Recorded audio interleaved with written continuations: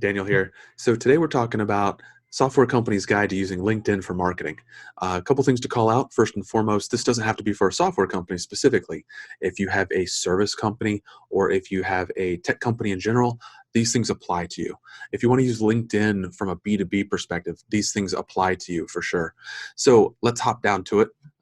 Starting off with number one, begin with your own profile. So if social media is a giant party, and this is the analogy that we commonly use, social media is a giant house party, act accordingly. If this is the case, it needs to start with you. You need to be the principal brand advocate. You need to be the first person out on the dance floor. You need to be the guy or gal that's making it happen. So that starts with your personal profile. It doesn't start with your business page. And by that, I mean your personal page needs to be branded. The banner in the background needs to be branded for your company. You need to have up-to-date and accurate information on your profile. And you need to be expressing what your brand is and does and what it believes in and who you are as a team and culture, first and foremost from your profile page. So that's tip number one. Start with your own personal page. If you have a team, everyone needs to be involved. Everyone needs to be sending out similar communications from their own pages. You need to have a common, consistent theme among everyone in your leadership, as well as, well, frankly, everyone in the company when it comes to sending out information about your company, sharing information about your company, talking about your company. These are all the types of things that are good, that are meaningful, that are impactful.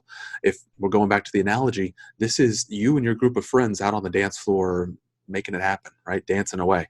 And if there are groups on the wall, they're just wallflowers. If there are groups that are antisocial and not talking, that's a problem that needs to be fixed.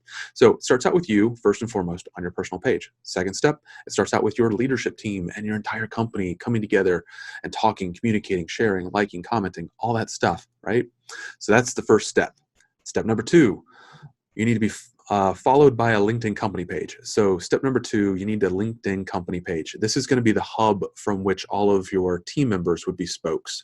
This is going to be the common central core of the message, of the culture, of the brand, and it needs to be up to brand standards, right? So the banner in LinkedIn is really thin. Make sure that it's appropriate.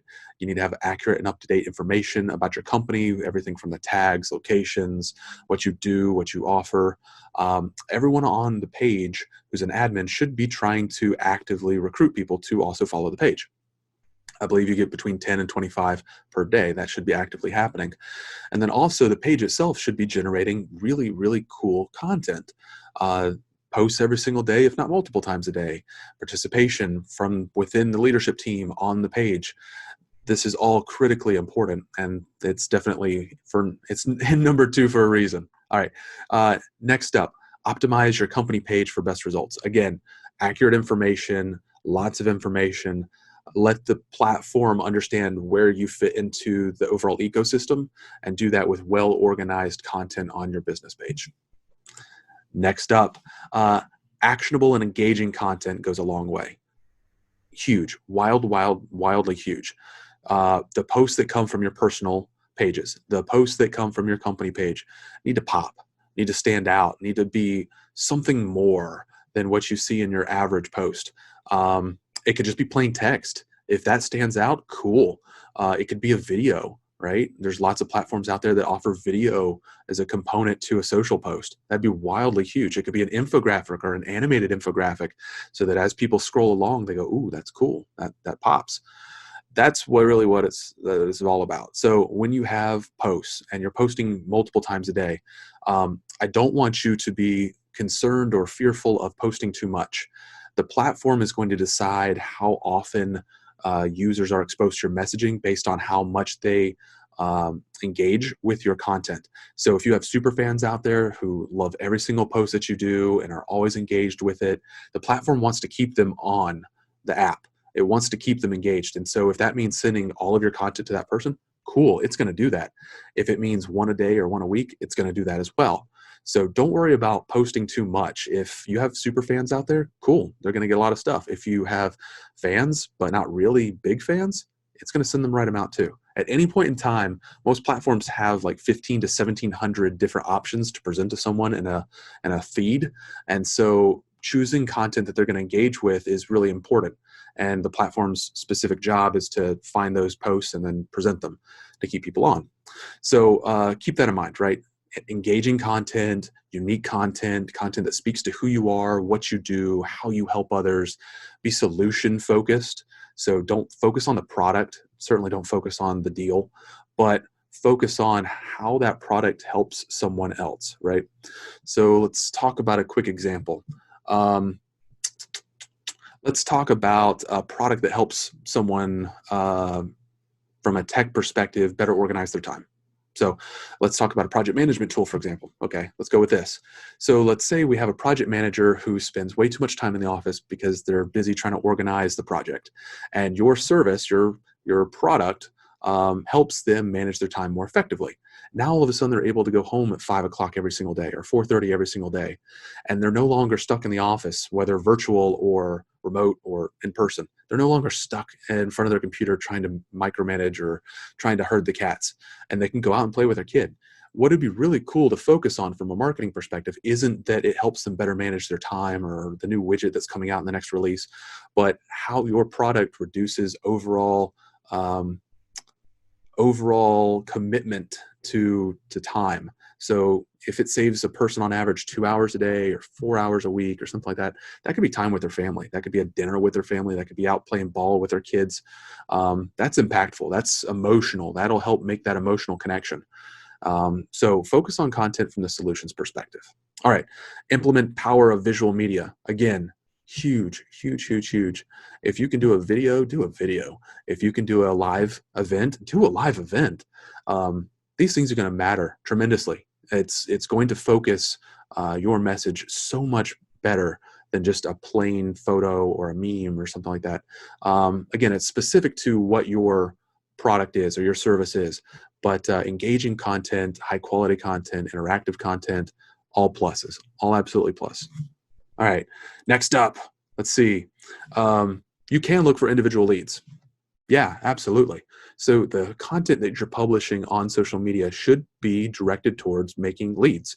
You should be directing a blog towards a client or a potential client. You should be posting in groups and forums. You should be really diving deep into each platform. And specifically, if we're talking LinkedIn, I want you really diving deep into LinkedIn. Think mile deep rather than mile wide. So all of your leadership team, your associates, participating in groups and forums, contributing to hashtags, following hashtags, publishing on your page, like really dive deep into that one platform. I would much rather you do one platform really, really, really well than 5 platforms mediocre, right? If you really dive into these things, it's super impactful. And you can use the content that you're pushing out on your pages via personal or business to target leads specifically. For example, in the summer of 2019, Boeing came out that there was some software issues on their 737 MAX, and one of our clients could have assisted with that. So we were directing social posts, we were directing blogs towards that group. How to have really good code releases, how to enable a SDLC or software development lifecycle, or a CI/CD or continuous integration, continuous deployment model in a way that helps out with quality. And then directing that in a way so that they could secure discovery calls with Boeing execs. So you can do that same model. You can do that exact same thing where you target campaigns on social media for a specific potential lead. Or if you're going after fintech, or if you're going after pharmaceuticals, then have campaigns on social media that directly support those sales efforts. So absolutely go after that. Sponsor your best performing posts is the next tip we have for you. And here I want you to kind of be careful. So advertising on LinkedIn is pretty expensive, and there's very little return on invested capital or return on an advertising spend. So do be careful. However, if you have a post that's doing really well, it's a candidate for sponsorship, and keep that in mind. So going back to some of the other videos that we've done where we're talking about measuring results and KPIs, again, you can't improve upon what you're not measuring. So first and foremost, measure. And secondly, understand when you have opportunities as a result of your measurements, and then capitalize on those opportunities. All right, next tip, stay one step ahead with analytics. Again, you can't improve on what you don't measure. And taking another step, so if you consider risk, there's two types of risk. There's threats and there's opportunities. Threats we know pretty well from the risk perspective, right? So if something happens, then there's a bad result. You lose money or you lose time. But there's also the opposite. There's an opportunity. So there's a risk that something good will happen, like winning the lottery. If only we had that problem. Another opportunity would be getting a lead as a result of being able to action something that you're measuring with your analytics. So understand risk, understand analytics, measure things as you go so that you can control your overall campaigns, so that you can control your overall marketing efforts. And that's huge. It's not so much being able to find a marketer who's good and creative. It's finding marketers who are able to control campaign, able to control messaging, able to control delivery so that things are routine, so that things happen without hesitation. That's really the trick. And it all comes down to being able to measure and focus on analytics and take these numbers and statistics and then turn it into something that's actionable. And that's huge. It's absolutely huge. All right. Drive your marketing goals and stay consistent. Man, we're going right into this. So yeah, consistency is key. Consistency happens as a result of understanding the metrics and having control lines, the upper and lower limits of your control lines, and understanding where you fit within those control lines. So if you have the option of running your marketing team through a statistics course on like Udemy or something like that, highly recommend that. Highly recommend that you crossbreed a statistician with a marketer, because the chimera that comes out of that is going to be extremely powerful. And then last, stay up to date with LinkedIn marketing blogs. So if you're not contributing to the platform, you're wrong. If you're not contributing to the groups and forums and communities that are actively participating within these platforms, you're wrong. Again, mile deep instead of mile wide. So highly recommend that you promote from within the ability to reach out to these groups and forums, interact with them, participate on them, grow from them.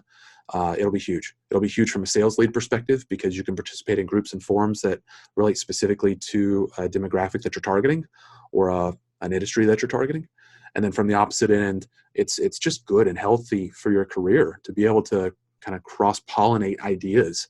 So again, going back to the statistician and the marketer, being able to combine those two together would make a really powerful person. So I say all of that to say this. It sounds like a heck of a lot of work. Yeah, it's a heck of a lot of work. It's a lot of work. So when you need experts, come let us know. We are the experts. Shameless plug coming up. It's a ton of work. And if you want to pass that hat off to someone who's knowledgeable, empowered, can take the art and pair it with the statistics and put it together so it's a controlled campaign, let us know. So if you have any questions about anything mentioned in this video, put it in the comment section. I will answer those questions. If you want to participate in a really cool forum, go to josephstudios.net/community and have at it. Ask any question that you want. Any member of my team or myself will be more than happy to help answer your question. And then along the way, if you need anything at all, just feel free to reach out. In the meantime, I hope you have a great week. I hope you crush it. Absolutely. I hope everyone just gives you the yes answer, and I'll be around for the next one. I hope you will be too, and we'll see you then. Bye, guys.